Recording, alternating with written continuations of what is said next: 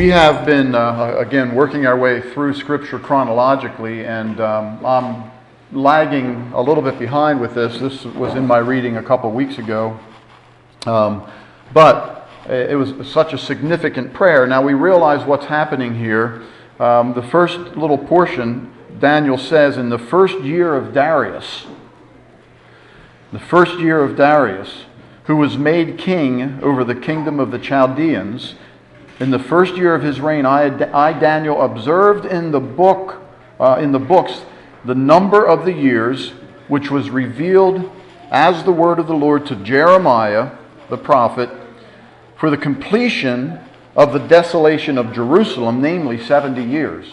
So, as we said before, we need to kind of try to put this in a little bit of a context. We've been talking about Jeremiah a little bit. We've been talking about Ezekiel a little bit and the significance of their prophetic ministry. Jeremiah began by warning the people that they sort of had one last chance to turn to avert this Babylonian exile. Now, the people didn't listen to him. They thought he was some kind of maniac and that he was an irritant, so they ignored his prophetic word from the Lord. Then it shifted into the fact that during Jeremiah's ministry, the first invasion of the Babylonians took place because they did not listen to Jeremiah. Daniel was one of the individuals who was taken away by the Babylonians in the first exile. There were three campaigns by Babylon against Judah. Daniel was in that the first group of people who were sent into exile. Now he says here in the first year of Darius, and that would have been roughly 539 or 538 BC, which would have been 67, 68 years into the exile.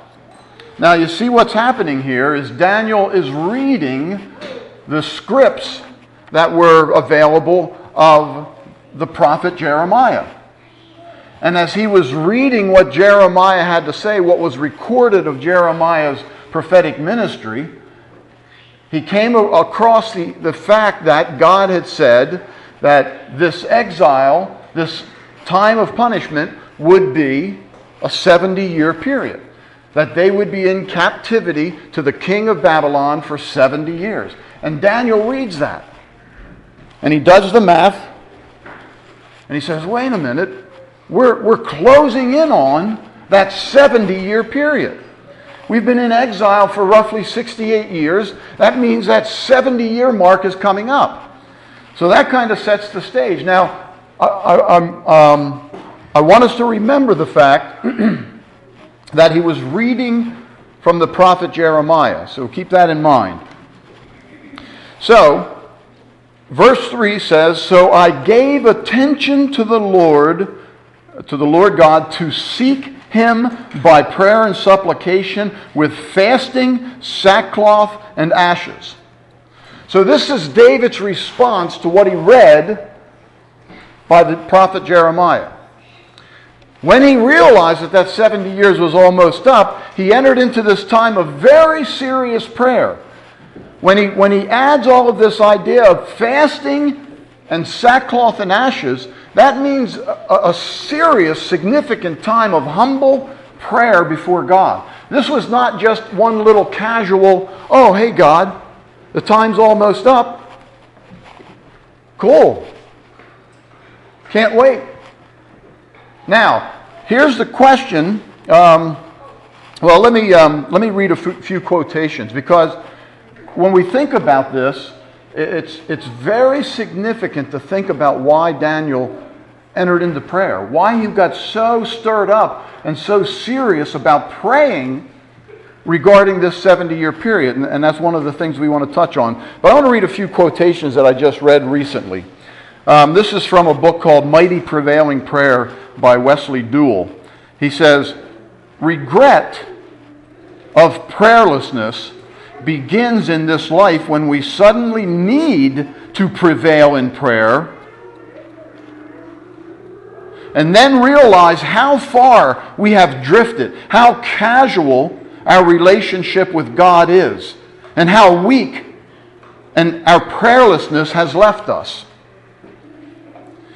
When we suddenly need strong faith, our faith proves feeble and wavering because we have not exercised it, or we have exercised it so little. God in mercy may still hear us, but our hearts feel guilty for so neglecting Him and disobeying Him in our prayer life.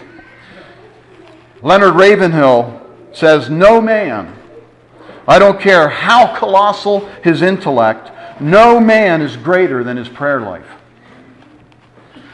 Now, I don't know about you, but it seems to me that is an area, a discipline of our Christian lives that creates significant challenges, at least when I talk to people. If you talk about what's some area in your life that you feel you need to improve, what do they always say? My prayer life. Now, I trust that there are some of us who recognize the seriousness of the role that prayer plays in affecting the unfolding of history, in actually moving the heart of God and moving the hand of God and moving the mind of God to do things that might not otherwise take place if His people are not seriously praying. Keith just read a book called Prayer Works by Brother Andrew. I would encourage anybody and everybody to read that book. I think there's a copy in the library. It's very easy reading, but also very significant information about the dynamic and importance of prayer in the unfolding of history. So Daniel knew that. Daniel recognized that he could not afford at this point in history to be casual in his prayer. Now, you remember, when you think about Daniel and prayer, remember what happened to Daniel because of the fact that he wouldn't give up his prayer life. He took it that seriously that when there was a decree sent out that anybody beseeching a god other than the king would be thrown into the lion's den. And how did Daniel respond to that decree? He prayed anyway. And he suffered the consequences. However, the God that he was praying to did what? Came to his rescue. Delivered him from the lion's den. Unlike the scoundrels that drummed up this decree, what happened to them? They were tossed in and immediately devoured. So Daniel was a man of prayer. And as we look at this prayer, just keep in mind the significance of some of what is going on here. Now, here's the question that comes to my mind when I read this idea that Daniel looked and saw what the prophet said, 70 years. Why then was he so exercised? Why was he so stirred up in prayer? If 70 years was coming, why didn't he just say, "Hey, great, the 70 years is almost here"? Why did he have to enter into prayer and cry out to God? And I would suggest to you that a lot of what we've been talking about over the last number of months represent the dynamic relationship God has with creation. That it's not a foredrawn conclusion, it's not a static thing. And I would suggest that we need to see this passage as Jonah in reverse. This is reverse Jonah. What do I mean by that? Jonah knew something about God. Jonah knew that if he declared to the Ninevites, the Assyrians, that in 40 days they're toast, and they repented, God might forgive them. So even though he said 40 days, God takes more seriously the response and the interaction of his people, than he does some kind of technicality. God didn't simply say, "Oh, I'm sorry, you guys repented. I already said 40 days, so I'm tied down to 40 days. When the 40 days come up, I don't care if you're humble or not, I got to do this thing." What happened when they repented? God granted them pardon and mercy. The 40 days that were spoken of that led to disaster didn't happen. Now, the Ninevites returned to their sin and got toasted later. But you understand, this is Jonah in reverse, because what Daniel was doing is he's saying, I know that you said you'll have mercy on us in 70 years. But then remember he was reading Jeremiah. What did Jeremiah say in chapter 18 in our Bibles? He said, if I plan to build up a people, but they turn away from me, they pursue wickedness, I'll think better about building them up and I'll tear them down. The Jews were already an example of that. Right? When God first raised up Abram, he said, I will bless you, and in you and your people all families of the earth will be blessed. God wanted to build them up. But do they look like they're in a build-up condition at this point in history? No. They're in devastation and destruction. Why? Because they turned away from God, and God said, through prophet Jeremiah, if I'm building up a people and they turn from me, I'll tear them down. If I say that I'm going to tear you down, but you repent, I'll build you up. So you see, what Daniel understood was that even though God said 70 years, there were variables, there were conditions. And if the conditions weren't right, then God might extend that time. Let me give you an illustration. How many... Well, if you're parents, you might be able to relate to this as parents. If you're children, you might be able to relate to it as children. If you're neither of those, I'm not sure what you might be. You're an adult without children or something. But you might be able to relate to it anyway. Imagine if your child did something, performed an act of disobedience of some sort, and you said to them, and again, this is just an illustration, you said, okay, for that you have to go spend 2 hours in your bedroom with no, internet and no games and no whatever. No contact with the outside world. 2 hours in your bedroom. Okay? And then at the end of that 2 hours, you hear this little voice crying out from the bedroom, hey, I think the 2 hours are up. Okay, that's Daniel. Okay? And so you go and you say to your son or daughter, you say, do you know why I put you in here? Well, I guess. Well, explain to me. I don't know. I don't think I did anything wrong. So you mean such and such wasn't... Well, I don't think so. I think you're just overreacting. Okay? That 2 hours might turn into what? Another 2 hours. Just because you said 2 hours, when you went back in and you realized they didn't learn their lesson at all. Is it possible that you might add another 2 hours? And Daniel understood that that's the type of relationship God has with us. He said 70 years, but there are conditions.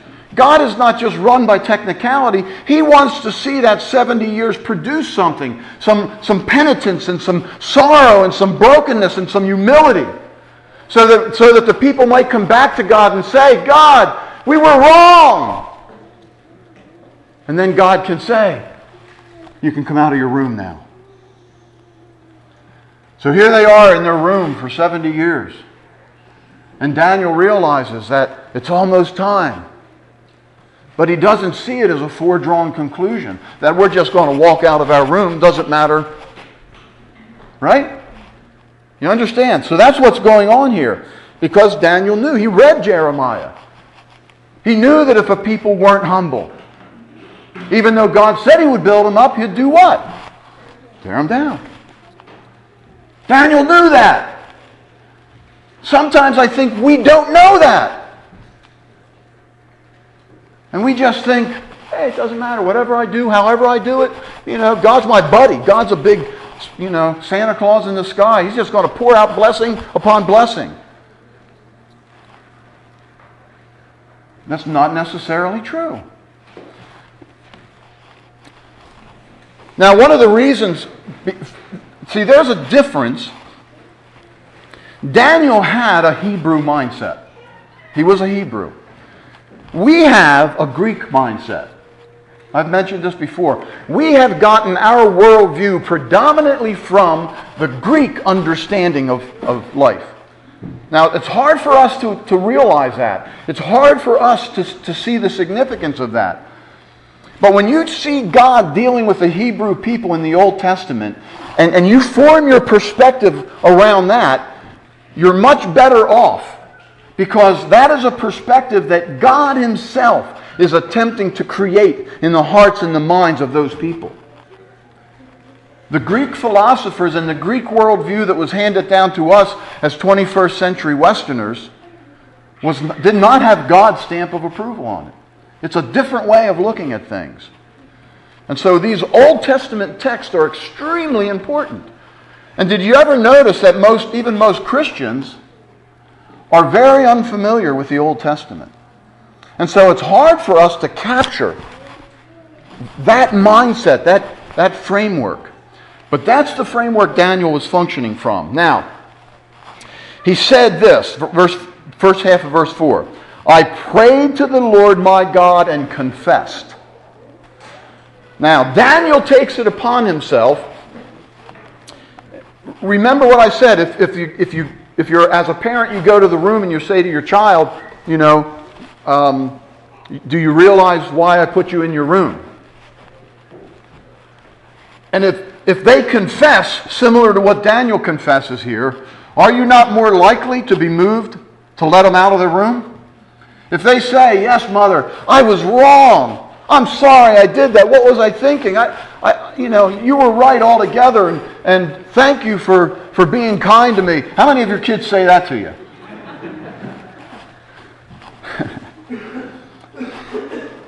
All right, kids, did you get that? Write this down. Yes, Mother, I was wrong. No. Confession. Now, what is confession? Well, again, this is one of those things where confession is a word which captures a lot of stuff. First of all, it means to agree with God. It means to call something what it really is. So, if a person was in sin, and it was a specific type of sin, if there was something, then it's to name it. It's to identify it for what it really is. And it's not just a casual sort of flippant, oh yeah, I such and such. It is a hand-wringing affair. True confession is when you realize, how many of you have ever experienced some dimension of anxiety over something? Confession is when the realization of the insult that you have committed to God and to others, when you realize it, when you see it for what it is, it begins to create disturbance in you. And the confession it's a hand-wringing. It's deep. And we see Daniel enters into this mode in sackcloth and ashes, broken and humble, and overwhelmed as he begins to talk about and confess the sins of his people. And recognize this as well. A good portion of what Daniel was doing, though later on it does say that he says, I've been confessing my sin and the sins of my people. A lot of what he's talking about is simply stuff he's identifying with as part of a people group. You understand, all of us sitting in this room, we are Americans.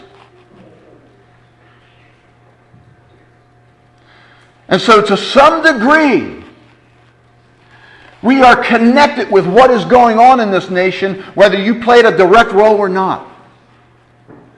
Is Daniel suffering the consequences of the sin of his people?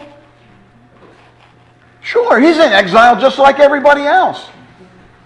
Was he a wicked, sinful person? No. But when you're part of a people, when you're part of a nation, when you're part of something larger than yourself, if the majority, if the character of the whole is ugly, everybody suffers. And to some degree, we need to realize that. We need to realize that the character of this nation is somehow associated and connected with us, and we with it. And so we have to look. We can't just pull back and say, yeah, well, I'm a Christian. You know, yeah, all that junk that's going on out there, that won't touch me because I'm a Christian. Listen, when judgment begins, it begins where? With the household of God. Why? Because we should be the most influential people in our society to keep that junk from happening. And the fact that it hasn't happened, that it has happened, is to a great degree, like we learned from Ezekiel, some of the blood is on our hands. The untold numbers of abortions that have taken place. And not only that have taken place, but it's legalized as a nation, as a people. We've legalized this barbaric behavior. Do you think there's blood on the church's hands? We have to realize, like Daniel does, that when we confess, when we come before God broken, it's because of all that's going on around us, not just our little personal bubble. And so Daniel begins to confess. He says, Alas,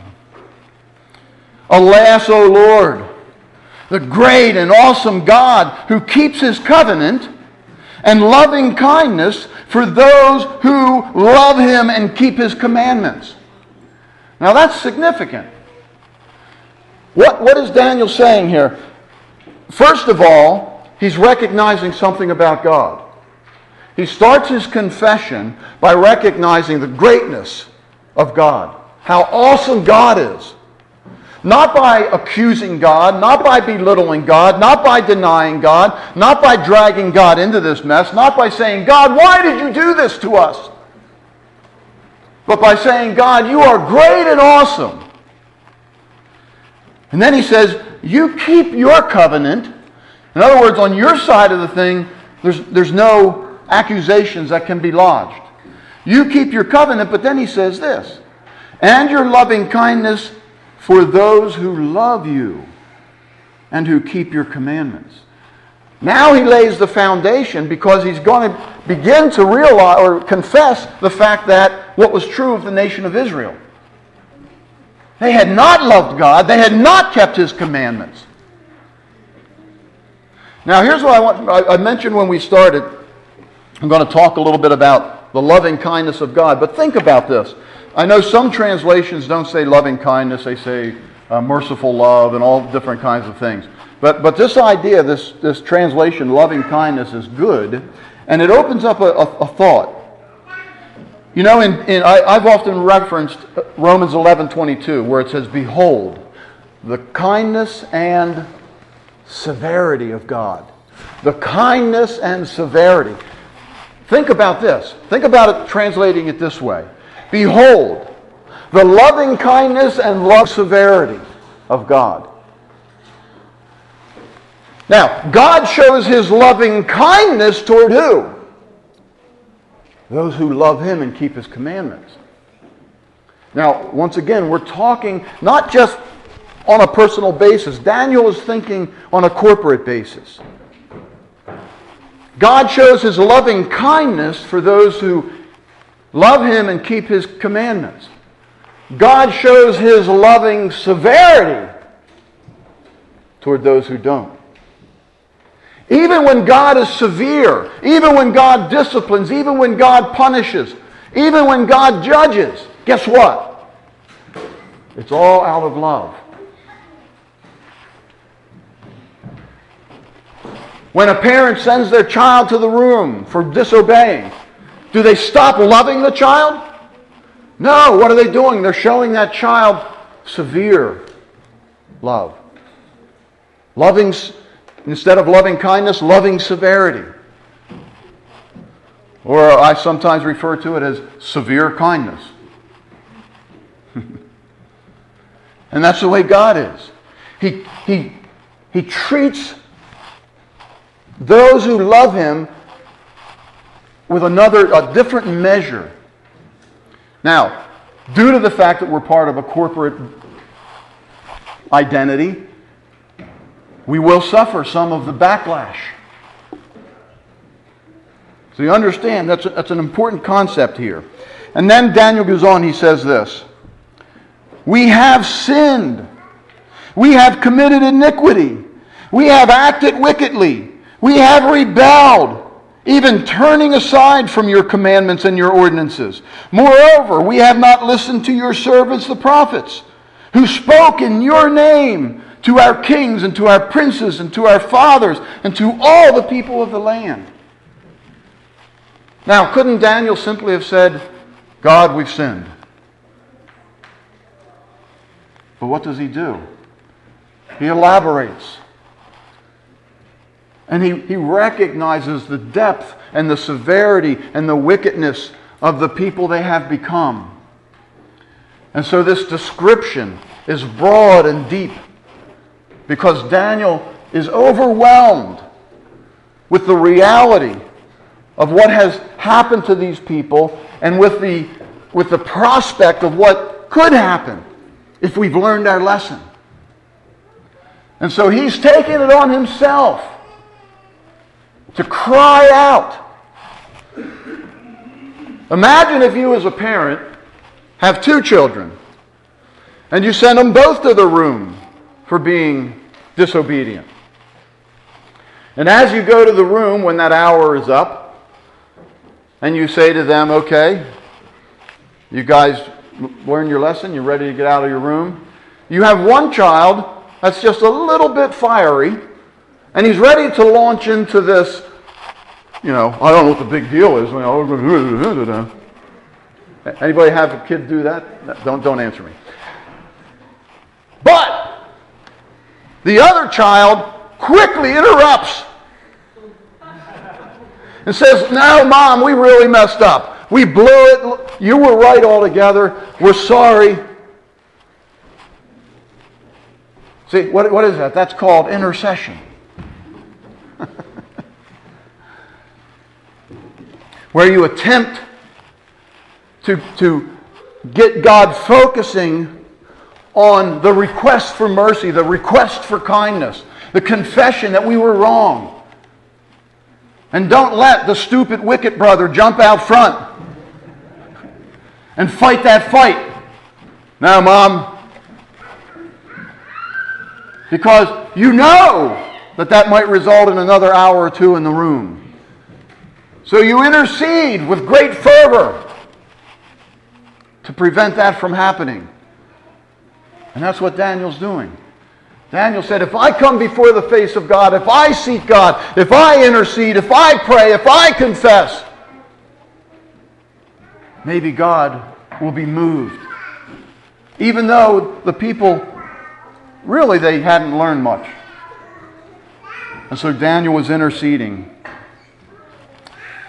He recognizes that they willfully refuse to obey God. And even his prophets, his messengers. That hasn't changed, has it? Especially, I think in this day and in this age, there's so much information available to so many people that everybody's an expert at everything. So that when somebody comes along and tries to warn, or tries to instruct, or tries to advise, what do? You don't know anything. I know as much as you do. I'm not going to listen to you. But could it be that sometimes God has sent an authority and a message to a people that they should listen to? But we don't have to. And that was true of this people. Daniel goes on, righteousness belongs to you, O Lord. But to us, open shame, as it is this day. To the men of Judah, the inhabitants of Jerusalem, to all Israel, those who are nearby and those who are far away, and all the countries to which you have driven them, because of their unfaithful deeds which they have committed against you. Why were they driven into exile? Was it because of some eternal decree that God had? It was written. Don't get me started on Slumdog Millionaire. That doesn't mean anything to a lot of people. But if it does, forget it. It is written. So much of the world, it is written. It's destined. It's preordained. Daniel knew that neither their release from exile nor the fact that they went into exile has to happen. Why did they go into exile? Because of their wickedness, because of their evil. That's why God drove them. Do you think God wanted to do that? Is that the destiny God had for His people? Not at all. And yet, because of their unfaithfulness, and we need to stop and we need to realize that every moment in history is an opportunity to choose the direction that history goes, to contribute to the unfolding of history. If we as a people in this nation continue to kick God out of everything, continue to practice wickedness and evil, what future are we unfolding for ourselves? Destruction, disaster. We need to realize the significance of this reality, that we play a part and a role in all of this, in what's happening in our world. We need to be aware. We need to take it seriously. Daniel goes on, open shame belongs to us, O Lord, to our kings, to our princes, to our fathers, because we have sinned against you. To the Lord our God belongs compassion and forgiveness. We have rebelled against Him. Nor have we obeyed the voice of the Lord our God to walk in His teachings, which He set before us, through His servants the prophets. Indeed, all Israel has transgressed your law and turned aside, not obeying your voice. So the curse has been poured out on us, along with the oath which is written in the law of Moses, the servant of God, for we have sinned against you. Now, I don't know about you, but if we were at a prayer meeting and somebody began to launch into this prayer where all they were talking about was all the negative stuff about us, I think most people would probably be saying, okay, enough already.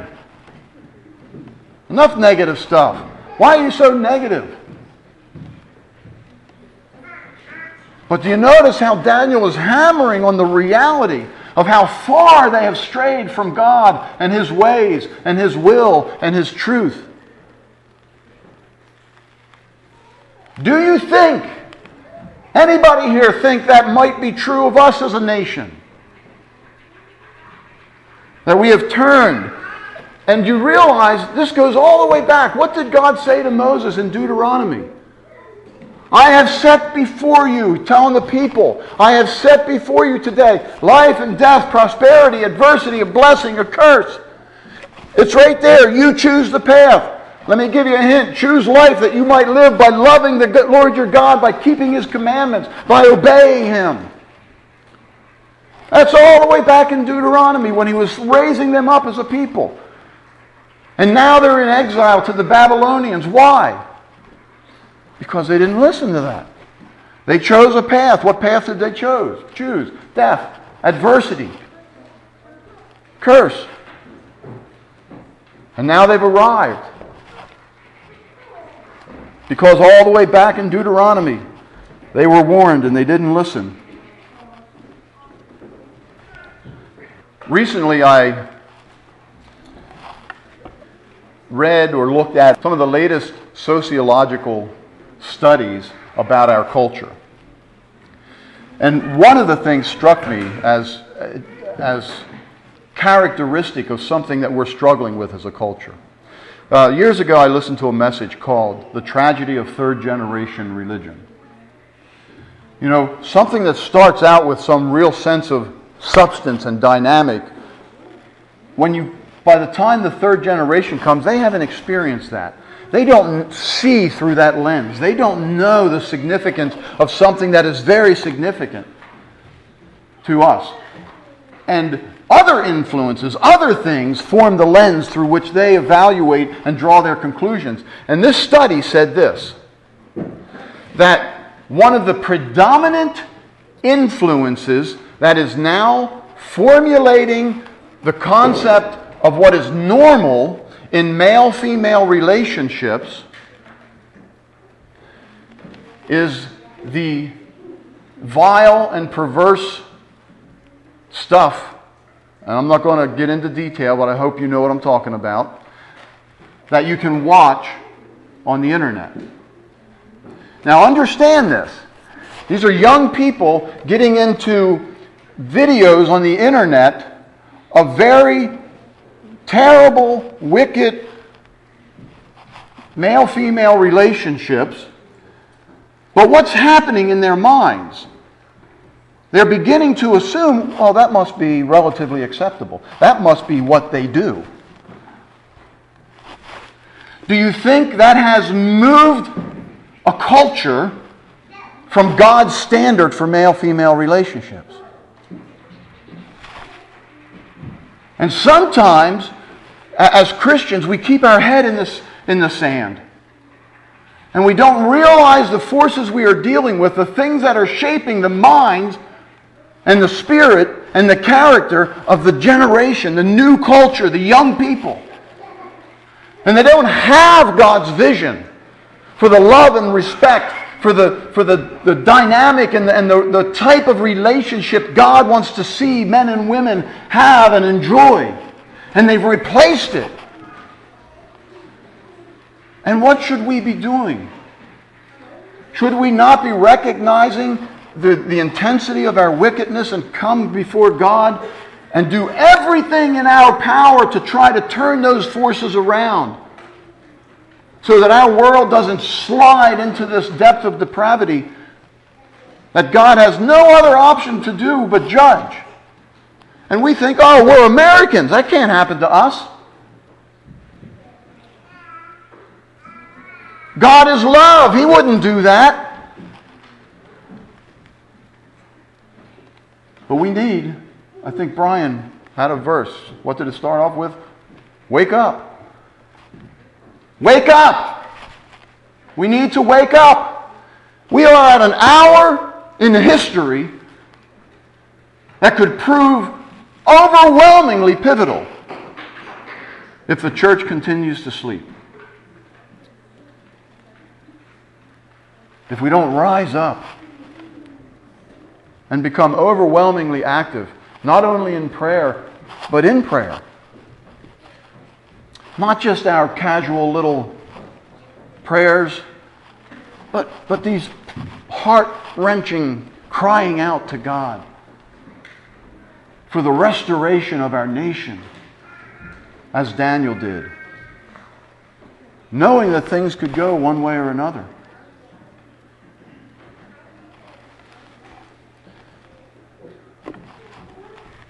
My final word is this, that as Daniel prayed, and I wanted to look at this a little bit, but I'll just say this.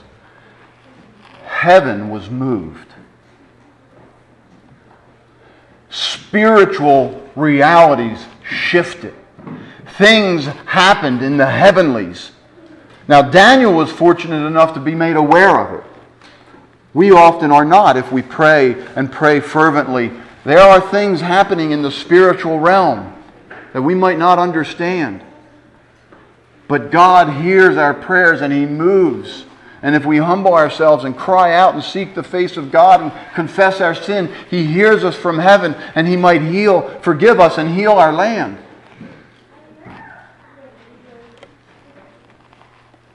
And we don't need a second opinion. Our land needs healed. Let's bow in prayer as Thelma comes up to close us.